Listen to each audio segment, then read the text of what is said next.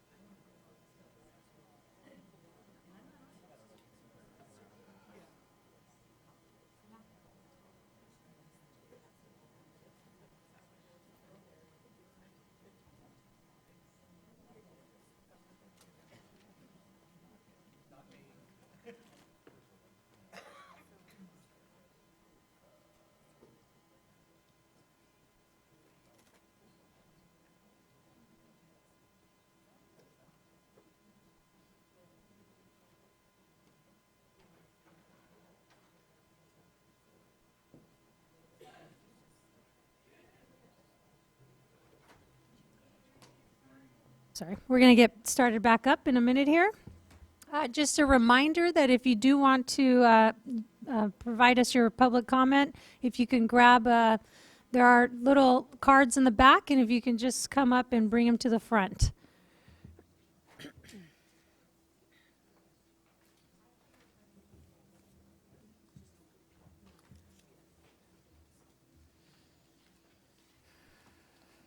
So we've obviously saved the best for last. And this panel is going to focus on the state backstop.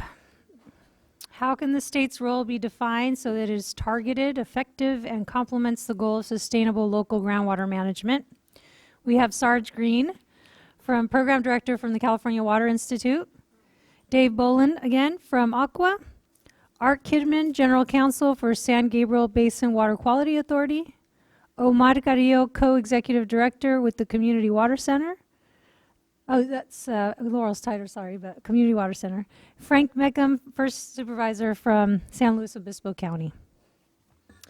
Sarge, I hope you can kick us off. Thank you. You bet. Well, this is a tough one, no question about it. So where do we go with backstops? What are some of the options that we might explore? First of all, I think it's very important to emphasize what a lot of people have already talked about today, and that is that we have to map out the groundwater issues in each individual area in terms of an analysis of both their institutional arrangements and their technical capabilities. Develop a report on that, do a gap analysis to see what is missing, and then if that area does not get itself organized, develop the necessary management techniques. That is the end point then where I believe that the state should come in. So you have to take them through a progression and get them to a point where it's clear that we're not going to be able to get to the point of adequately managing the groundwater in that particular area. So then we've got some tools, and I'm going to mention 3 possibilities today.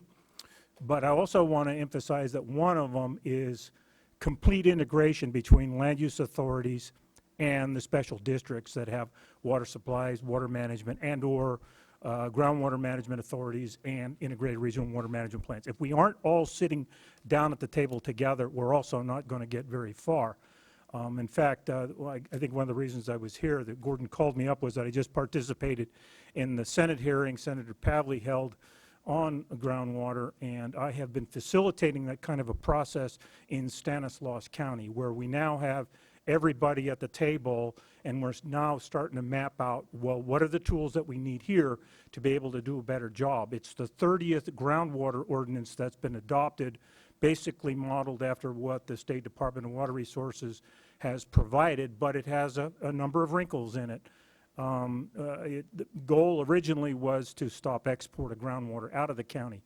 However, there is enough internal tension in Stanislaus County that many of the water representatives that were part of the work group that developed the ordinance said, we also have to take a good hard look at ourselves and look at overdraft in our county. There's mining going on, and we need to manage it. So they actually have a prohibition of mining in their ordinance, and now they're unfolding, well, how do we deal with this? We've created this thing. What are the next steps? Well, one of the things that we're going to potentially discuss is really that the well permit is the very first gate you have to go through to be able to extract groundwater. And that presents an opportunity. It's guided by the Water Code, Section 13801, and the model ordinance is developed by the Department of Water Resources, but then Port of Cologne says the State Water Resources Control Board charges each permitting type agency, usually counties and cities, but in some cases special districts. You heard them today. It charges them with developing an adequate ordinance. One of the things that we're proposing to discuss in Stanislaus County is that additions to the permit conditions. And those would be that the potential applicants for a new permit be asked in where it is appropriate to do so for monitoring and measurement. If you can get in targeted areas where you have a lack of information, and clearly that is one of the problems in many of the areas. We have this broad continuum of some areas that are relatively raw in terms of their development of groundwater management to those that are very sophisticated, and you heard a number of them today. We may not have to do anything in those. We may have to focus on the ones that are the least capable. So the gatekeeper concept is perhaps we need to take a look and allow the counties to expand that permit condition to require that people volunteer for their wells to be monitored and measured. If they cannot get that information, ultimately what the backstop is the state could legislate additions to that model ordinance that says the gatekeepers shall have that in their ordinance, that you should add monitoring and measurement as an option. Now, that may not mean monitoring and measurement of every well. I think it also has to be subject to reasonableness in terms of it may be that the Groundwater Management Authority, of which now I believe all the local agencies should be a part of, including the general purpose government, they need certain information in certain areas. And so they would use technical advisory capabilities either at the Groundwater Management Agency or the county itself or city or whomever to be able to select where those kinds of monitoring and measurement needs to be done, whether it's elevation, quality, or in some cases volume. And volume they may need for aquifer characteristics, but ultimately it could also be for demand management. So there's a backstop, is amendment of the Water Code to add a section to 13801 that adds additional capabilities in the permitting of wells. I talked about the continuum of management also, and I think that's one of the other careful things that you have to consider is that where should we apply any of the new backstops or capabilities. And the way I have mapped it is that there's raw institutional to mature institutional. Raw institutional should have an investment in facilitation to get them further along. There's also groundwater sensitivity. There may be some groundwater basins that really don't need much in the way of management, so you would leave them alone. But high supply and quality issues or high priorities, in certain groundwater conditions may also require then investment and facilitation and ultimately then development of the necessary tools. So that's kind of what I believe is the guide that we should use for how we target our investments in terms of improving groundwater management in various areas. The integration of land use authorities and water managers is crucial, and I think that they need to first collaborate. That's what we're working on in Stanislaus County. But then after that, there has to be synchronization. I think one of the issues that you're going to hear about, in fact, it's been hinted at already in some areas in the San Joaquin Valley where obviously I spent a lot of my time, we have what we call white spots, and that's areas where there is no authority right now. And those seem to be a source of some of the issues and aggravation at this particular time because there has been development in those areas and new wells installed, and it's impacting some of the other organizations that are trying to manage their groundwater effectively. So that is one of the reasons why I believe that the land use agencies have some responsibility. A lot of them cover the white spots, especially counties. Moving along. Another one that's very interesting that hasn't been necessarily brought up today is Section 2100 adjudication. It has been used as a more of a enticement in coastal areas with seawater intrusion, but in other water quality problem areas, it has not necessarily been employed. And I have a suggestion that if the water quality problems are significant enough in some groundwater areas, there may be a way to apply that tool in a way that organizes the area once again. And that's the key, is to help organize the area, to get all of the players at the table to develop effective physical solutions in that particular area. So once again, it would include all of the players, water supply, county, cities, whomever. It also gives you the opportunity to organize what heretofore are, and have been already suggested and talked about today, some of the programmatic issues. If you have an area that's organized based on water quality in total, you can encompass such programs as operated by the State Water Resources Control Board as the Irrigated Lands Program, septic tanks, municipal industrial discharges, all in one big package in one area, and develop the necessary management plan. The backstop, once again, there is somewhat complicated, but if the area does not rise to the occasion, once again, does not go through the logical progression that we've talked about, that you have to allow every local area to go through, then the physical solutions and or some of the activities necessary to ultimately improve that area, could end up with programmatic implementation to promote either replacement supplies for the affected users, or with the cost borne by the entire area, so that all of the costs to either whether replacement wells or water supplies or whatever it happens to be in that particular area. That's once again what I believe is the backstop, is the last place, the end point. So that would I think is another opportunity. The third one that I've thought about is once again gets back to the notion of land use authorities. If you go through the process of trying to organize in an area and you don't have either participation by locals to reorganize themselves, and I think you're going to hear more about that in the Paso Robles case in San Luis Obispo County, where that Board of Supervisors has asked them to reorganize themselves to work on the problem. And then if the local land use agencies choose not to organize the area, that's another possibility where the state may have to be this backstop, but that I think would require legislation to be able to go in there and try and elevate that area to the acceptable level of groundwater management. So that's a little more complicated, but that would be the backstop. But what I would suggest is one of the tools that we can use in many of the areas of the state is a water element.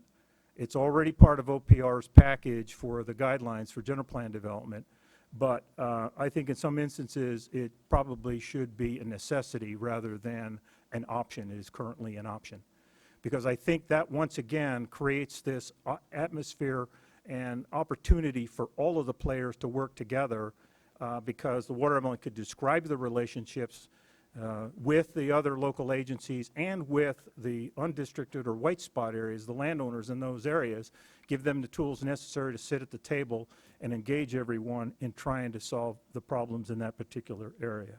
So the backstop is if the local areas do not adopt a water element and it does become mandatory, the state adopt the water element for that particular area. I think one of the things that's also resonated with a lot of people today is that still groundwater management is very data intensive. Information required to make good decisions is still, I think, a pretty significant problem. That is the problem in the white spots in many parts of the state. Oh, I forgot one other thing. One group that has not been discussed today, most of the groundwater management ideas center around alluvial basins. But the hard rock counties have just as many problems. I guarantee you there will be disadvantaged communities this year in the mountain and foothill areas that will run out of water, and we will be faced with an issue in those particular areas.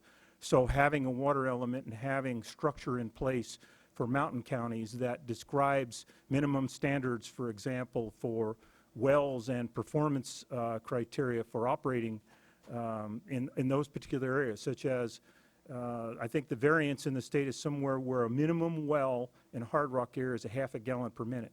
Most professionals, I believe, are now recommending closer to 2 gallons per minute, and that's still going to be troublesome given variability that we're now starting to see in terms of surface runoff and climate. So, and then they should be reusing the water. Gray water should be part of the discussion in the mountain counties. So if you have that framework where you can describe water as an element of the general plan, I think it would help a lot of areas and people understand what it is that they're getting into, whether they try to develop a mountain lot or we need to move forward in the valley or any other area. The last was the data.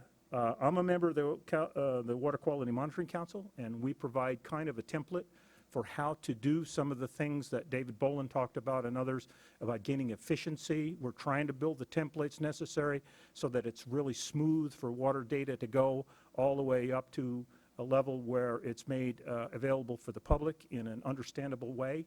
And we would offer that as a council member to come back and discuss it further with some of you. The State Water Resources Control Board provides some of the staff as well as the Department of Water Resources, and the agency secretaries guide our efforts. So we probably need to do a little more advertising about some of the successes we've had in organizing data. I did give testimony the other day at the Senate hearing that Senator Pavley had, and I'm going to offer that in as part of my submission for today. Thank you. Thank you, Sarge. Dave, you want to? Well, thanks. I appreciate being asked a second time here, a second bite at the apple. I've been ribbed about that a little bit. I didn't negotiate for this, but taking the duty as assigned here. First of all, the issue of backstop has got to be talked about in the context of the entire planning process, the entire empowerment, I guess, and the authorities that we talked about earlier. The idea of presupposing that we're going to work at a local level, that we're going to empower local agencies to do the kind of planning they need to do, that we're going to provide funding. But we have to recognize the fact that even under those circumstances, there could be situations where the state does need to step in. And so we've thought a little bit about this, and again, I'm going to be daylighting a little bit about some of the recommendations that will be coming out in more concrete form here in about a week or so.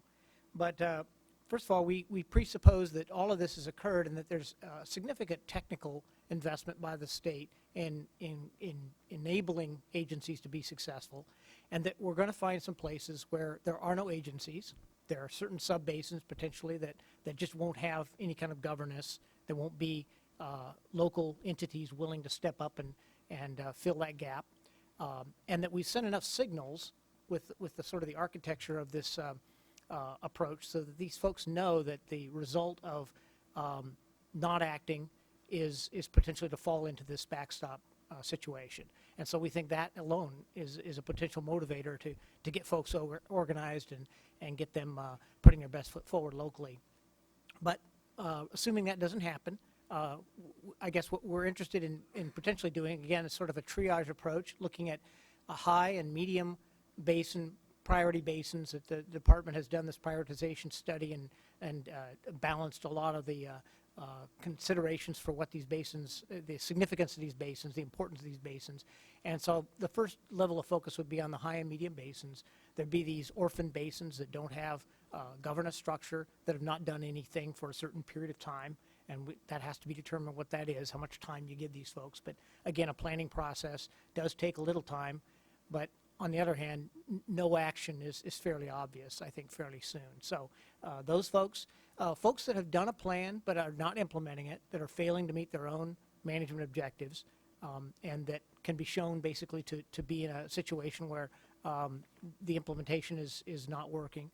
And then finally, situations where there's basically a lack of compliance in deadlines and so forth, a lack of submitting plans on time and so forth.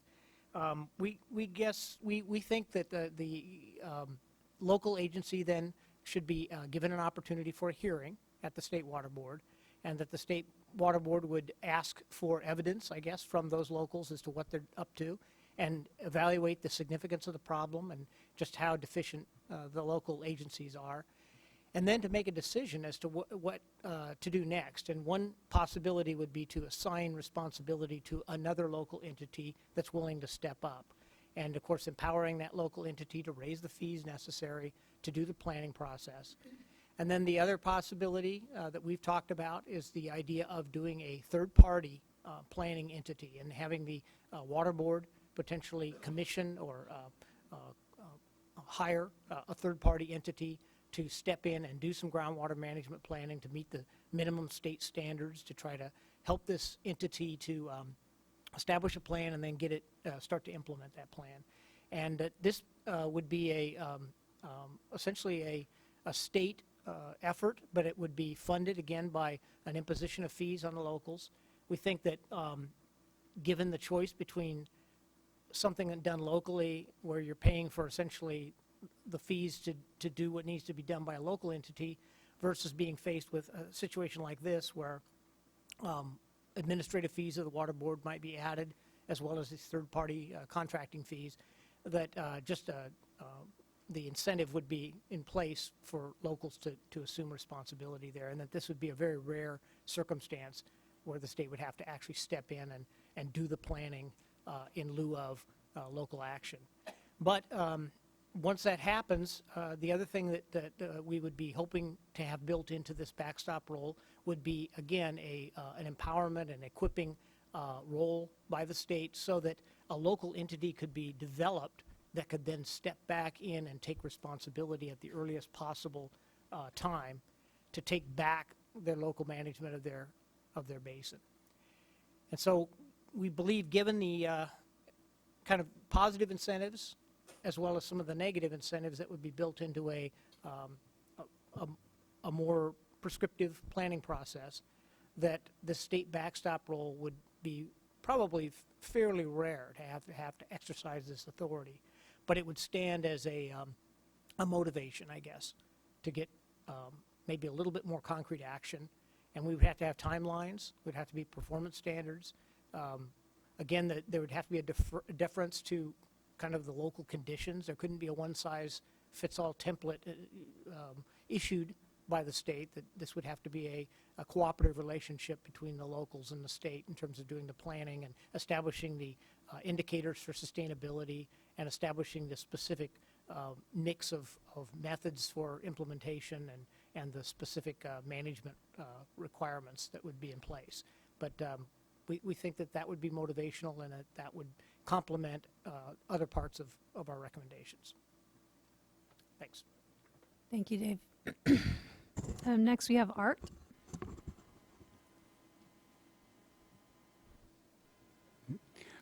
My sign, oh, there it is. Okay. My name is Art Kidman. I'm the legal counsel for the San Gabriel Basin Water Quality Authority.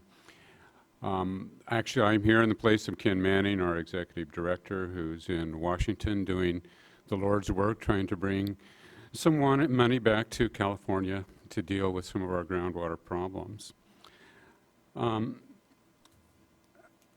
did talk with Gordon last week about what I should be doing here today, and I've got that set, but he made the mistake of indicating that I might be able to freelance a little bit. I think he was unduly impressed that I've been involved in groundwater management for about 40 years now, and he maybe is not aware that the older you get, the less you know, or the more you know that you don't know. So I definitely am not an expert in this, and a couple of comments, though, that I want to leave based upon both my own independent thoughts and some things that have been said today earlier. First of all, I will say in bold letters, sound public policy in California supports efforts to address critical long-term overdraft of groundwater resources in this state. For far too long, the state of California has been mesmerized, crippled, unable to act because of the mantra of local control. Now, don't get me wrong, I think everybody, there hasn't been anybody that said anything different today. Local control is really important when it comes to groundwater because no two groundwater basins are alike. And they're different not only hydrologically, but because of different cultural settings, different legal settings. Everything's different about every single one of them, and so one size doesn't fit all. The point's been made. But all too often, local control really has meant, in this state, another way of saying, mind your own business and leave us alone.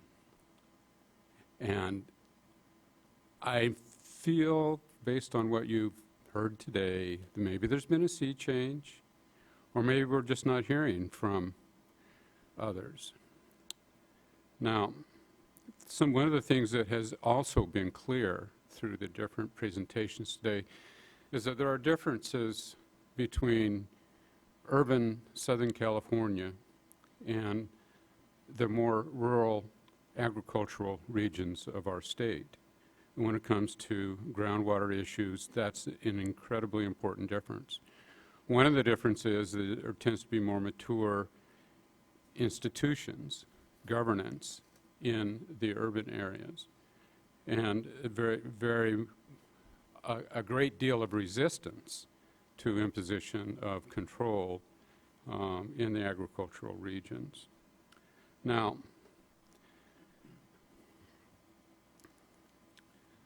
I was asked earlier to tell a story, so I got one real quick. When I first started practicing in the middle 1970s, and a couple of years into that, before I really was set totally on the path of being a water lawyer, we had a great drought going on, not only in California, but all up and down the West Coast. It was quite extensive. My father grew apples in Yakima, Washington. He happened to have a Bureau of Reclamation canal that ran right through the ranch. Only the allocation was 0. Does that sound familiar to what's going on today? So he decided that he wanted to put in a well. And so he, in the state of Washington, had to go and get not just a well drilling permit, but a water right in order to put in that well. Because unlike California, in Washington, the state engineer had control over both groundwater and surface water. And so he started drilling. He got permission to drill his well, and he started drilling it, and they encountered water at a pretty shallow location, and he thought he was in. There was good quality water, plenty of it. He told him, no, you got to seal off that zone and keep going deeper. And so he did. Now, he was lucky because when he went deeper, he found water, and he was able to take it. I say that because what a terrible thing it is to tell a farmer, sorry, you can't have any more water. There was in the news this week a gentleman who had 1,000 acres of almonds here in California that he was going to rip out because he can't get the water. What a terrible thing to say. I have to tell a farmer, you can't get enough water to be able to carry on your way of life that you tried to build for your family. So the one thing that I want to just really zero in on quickly before I get to the Water Quality Authority is, it's been mentioned several times, demand management. How do you get demand management in a state where we do not regulate groundwater at all? Okay, and everybody looks at the situation and says, well, we regulate surface water. State Water Resource Control Board has authority over surface water, but not over groundwater. And that doesn't make sense, and so that particular dichotomy needs to disappear. That's not the problem. The problem in California is that we have recognized two different types of water rights, both in surface water and in groundwater. And these rights relate to land ownership. When you own a piece of land, a stream runs through it, you have the right, under one of our earliest water law cases, Lux versus Hagen, we have a dual system of water rights for land ownership and another one for taking water for use on distant land. There was a case that just after the turn of the last century called Katz versus Walkinshaw, which adopted the same regime for groundwater. Overline users have the right to take all the water they need for use on their overlying land. That right is prior and paramount to the right of anyone to take water from the same source of supply and use it on distant land or non-overlying land or for municipal or industrial purposes. That right is not subject to first in time, first in right priority. That right is not subject to use it or lose it. A riparian or an overlying owner, that's easier for me to have slip of the tongue on that because they're the same. A riparian or overlying owner can take water one year and not take it another year. The right is not dependent upon use. So these rights are very, very strong in property ownership. And when you're in an agricultural area where your land has only so much value as the reliability of your water supply, believe me, people are going to be willing to fight over that water. And we're not talking about institutions, water districts, groundwater management agencies, counties, any of the people that actually own the land are the ones that claim the water rights. Now, I would suggest that whatever issues that the State Water Resource Control Board may have relative to sort of the unregulated riparians who are able to take water off the streams without, by your leave, from the State Water Resource Control Board, whatever those problems may be, the problems in groundwater 10,000 times greater, at least. So I remember I said at the beginning, I think this is a good idea. I want to see it happen. I'm from urban Southern California. I think, you know, we have good groundwater management in lots and lots of our areas. And I'm not saying that that things should be imposed upon these people. All I'm saying is that it is a Herculean task. It won't be easy if demand management is part of the equation. If you're going to do it, don't send a boy. That's going to require really, really careful planning and implementation. Now, the Water Quality Authority. I'm sorry for, that's the risk you took, Gordon. This is where the Water Quality Authority is located. It's just generally directly east of downtown Los Angeles. It takes in several suburban communities. The 10 freeway and the 210 freeway and the 60 freeway run east and west through it, and the 605 freeway kind of diagonals across and follows right along the San Gabriel River, which is the main source of native recharge for the groundwater basin, although there are several other tributary creeks that come out of the San Gabriel Mountains and do provide replenishment to the basin. In 1973, there was an adjudication judgment that resulted in a 7-person water master panel. There were 3 public representatives on the panel, 4 groundwater producer representatives, and some of those are from public agencies and some of those are from private water companies, and the private water companies serve about 50% of the population. Population of the basin is a little over 1 million people. In 1979, and this is where we start to get the rubber meeting the road here, VOC contamination was discovered. Now, notice that was only a few years after the basin was adjudicated. By 1985, about 10 years after the basin was adjudicated, there were 5 areas put into on the national priorities list to become part of the Superfund, and in fact, the San Gabriel Superfund site's the largest groundwater site in America. There are 5 different areas: Baldwin Park, South El Monte, South El Monte, Puente Valley, and Whittier Narrows. All of them are different, just like all the groundwater basins in California are different from each other. Each one of these has its own characteristics. Notably, most of them do not have a big, apparent, guilty party that created the contamination. There's some exception to that in Baldwin Park, but the others are mostly small businesses, and it's just an important thing to keep in mind. By 1985, we had an RIFS, which is a regional, or help me out, Felicia, remedial investigation feasibility study. That was under development. There are many political interests involved in this. And the mantra, the polluter should pay, was heard everywhere.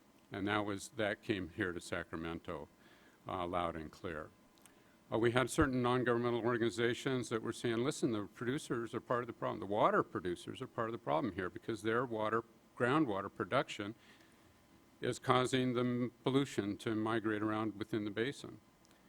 For one reason or another, these investor-owned utilities were kind of singled out for being the bad guys in that regard.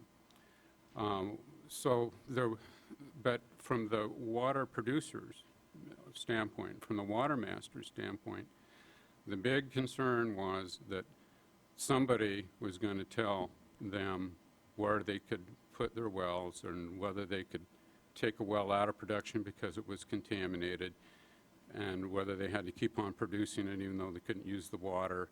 And so that loss of local control in the water master that had these adjudicated water rights it was administering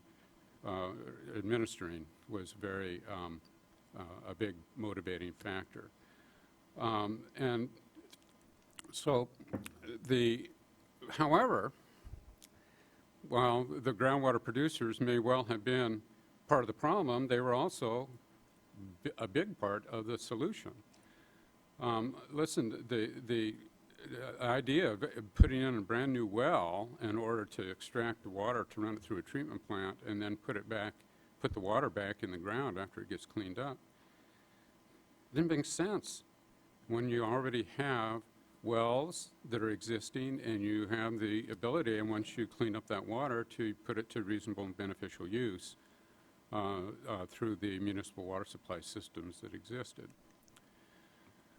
So enter a group not unlike what we're facing today.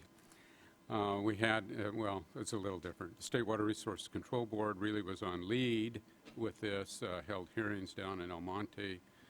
The United States EPA was part of that process, and of course the Los Angeles Regional Water Quality Control Board. And they issued a white paper trying to figure out what should be the governance of the groundwater cleanup in the basin. Now, this is a pretty tough slide. I think that a couple of points. The idea was to try to figure out, of all the candidates for who should be in charge of groundwater cleanup in the San Gabriel Basin, nobody had all the authorities that were considered to be ideal, which are the ones that are listed 1 through 12 on the left-hand side. But most notably, right down the middle there is the water master, and it has the most no's of anybody. And particularly the number 5, respond to public interests. It's the only one that has a no. There was a thought that the water producing community that was represented by the water master didn't represent the public interest in trying to clean up the contamination in that groundwater supply. So, and the one right at the top is the other key item to make note of. Regulate basin usage for water quality purposes. In other words, say which wells can be pumped and which wells cannot be pumped in order to try to deal with the question of migration of the contaminated plume. So this white paper was issued in April of 1990. Very shortly thereafter, the predecessor to the current Water Quality Authority was created as a joint powers authority among the 3 municipal water districts that overlie different parts of the basin, all of which are there for the purpose of importing water for municipal supply. In December of that year, then there were 3 bills introduced in the legislature that made all of the water producers very, very uncomfortable. And they spent the next year, right after that, the water master went into the court and got the judgment amended so that they could control who pumps from what locations, so that they turned that no into a yes on the chart. And then all in 1991 was spent trying to defeat those 3 bills that would have really impinged on the authorities of the groundwater basin people. So that is the producers. And then, so those were defeated by the late summer. And I can remember one of the most telling moments was once that was done and we knew we were safe, at least until the next session started, was the realization that we better do something that we can live with. We better agree on something that we can live with before somebody does something to us that we can't live with. And so the following January, SB 1679 was introduced. I had the privilege of doing most of the initial drafting on that. Of course, nothing comes out of the legislature the same as it goes in, but by and large, the structure that we had local agreement developed around. Now, here's one of those things, you know, all politics is local, right? No, nobody's ever heard that before, right? Okay. We really needed to get local agreement because it was already demonstrated with respect to the 3 bills in the prior year that where there was discord among the locals, the legislature had difficulty going forward. And so having a bill that people united around was really important. And I suggest very strongly that that's true whether you're going to try to do some kind of an adjudication, some kind of an AB 3030 plan, some kind of a Tehama ordinance.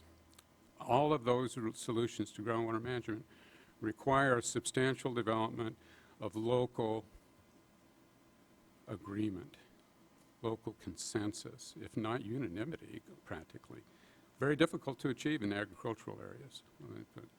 So the bill passed at the beginning of the next year. The WQA came into existence and took over for the JPA that had existed previously. And then just the last couple of things here. To date, since it was created, the Water Quality Authority has been responsible for eliminating from the groundwater supply 140,000 pounds of contaminants. We've also had some interesting things come up that it's been a moving target, because we were dealing with VOCs previously, and then perchlorate became an issue for us. Fortunately, chrome-6 didn't ever really become a big issue in our valley, although it's an issue not too far away. And 1.4 million acre-feet, a lot of water has been cleaned up and served to the public as a result of this. Now, who's paid for it? This is just talking about what they're now estimating to be the total cost of cleaning up these aquifers. Now, it's 1.3, almost 1.4 billion dollars to clean up the groundwater aquifers there. So far, the lion's share of that has been polluter pays. 35% has been paid by that, and we've gotten a big chunk from the federal government, partly in recognition of the fact that there was defense contractors that were responsible for some of this stuff. And then there's been the locals' shares have been put in another 6%. States put in a little less than 2%, and we've managed. We do nudge the state about that whenever we can. California's been lagging, but California's got a lot of problems too. So I'll be happy to answer questions. Sorry for going over time. Thanks, Art. Okay, Omar? Thank you. Omar Carrillo, Community Water Center. And I'm actually second stringer for Laurel. Laurel couldn't make it. She couldn't make it today. But I appreciate this opportunity to talk. And my presentation will focus on a couple specific things. But first, to introduce kind of the challenges and the context by which we work. So thousands of public water systems rely on a single well for their drinking water supply. Millions of Californians are reliant on a single household well. Hundreds of schools rely solely on their well and are not connected to a larger public water supply. And already we've seen communities without water, and many more have been without good water for a very long time, years. So we work with communities who've have not had a safe source of drinking water for years. The human right to water, which became law last year, should be the standard that we use, that the state uses, and it becomes even more urgent to look towards this law, which is safe, affordable, accessible drinking water, during this drought. So in order to have effective and sustainable local groundwater management, which is the question that we were given, groundwater management reform is necessary. It needs to address massive groundwater quality challenges that we're currently facing in the state, which disproportionately impacts disadvantaged communities, particularly those who I described earlier, low-income communities, communities of color. And like the groundwater supply challenges, if we don't have water in sufficient quality, we cannot serve many of the beneficial uses that the state is working towards addressing. So I'll mention a few things. We need to acknowledge the reality that regional pumping impacts, like downstream, uses what impacts they have on downstream. So so beyond the sub-basin or any particular region, we really need to be able to focus on the impacts that pumping has on the communities that I described. And we have some thoughts as to kind of the focus being, if the focus is a regional focus, so regional groundwater management approach, or a statewide management approach. So first, I'll mention kind of our thoughts on this kind of regional focus and perspective. So first, regional groundwater management entities must be politically equipped to address these problems. And so if we're going to double down on our regional management, we need to make sure that the regions are politically equipped to do so. If not, efforts at solutions will exacerbate existing desperate impacts that leave hundreds of communities without access to safe and affordable drinking water. So I have three specific examples. So for instance, so what can we do?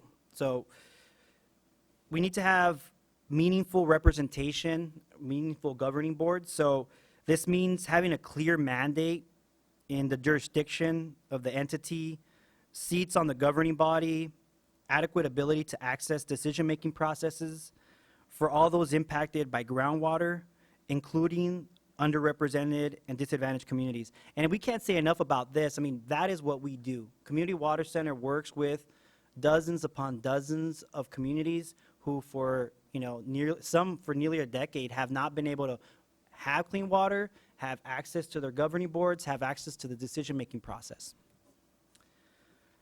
So also, just kind of on the state requirements, so we need to have clear standards and guidelines, as well as clear oversight and enforcement. We need to have public and a public and a transparent data and evaluation process, or just specific information. So in order to reverse the trends that we've seen, we need meaningful data gathering, management, and evaluation. Now, in terms of the state role, so that was kind of a little bit more focused on the regional information. But in terms of the state's role in this, so we need to be able to protect and target the resources towards addressing those most vulnerable. Once again, above all, the floor has to be safe, clean, affordable drinking water, sufficient for basic human needs. That is the human right to water. For future generations, for a healthy, viable state. The state board has not only the authority, but the mandate to do so, and through the public trust doctrine. Also, an important role the state needs to consider